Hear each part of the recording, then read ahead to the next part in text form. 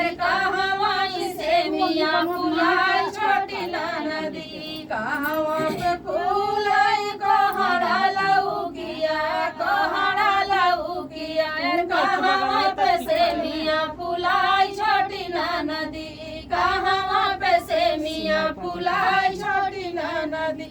घुरवा पे फूलाई कहरा लौकिया घुरवा पे फूलाई कहरा लौकिया छानिया पे से मिया फुलाई छोटी नदी छानिया पे से मिया फुलाई छोटी नदी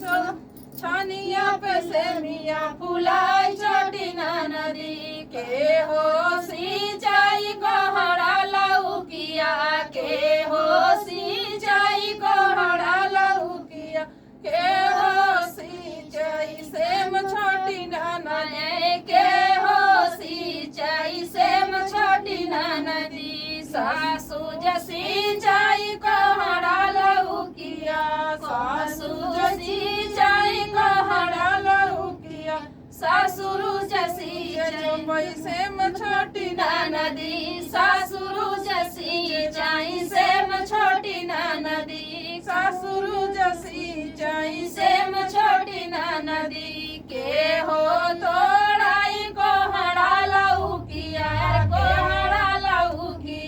के हो तोड़ाई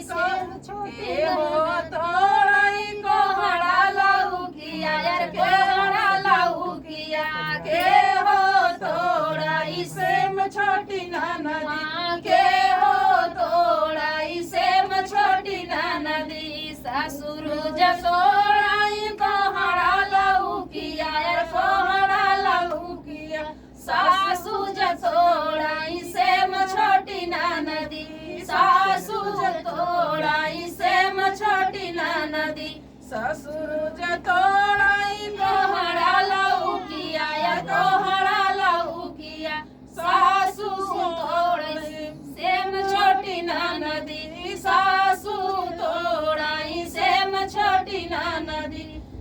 तो फ्रेंड था कहरा आज गीत आप लोग को अच्छा लगा कमेंट बॉक्स में किसी ने कैसा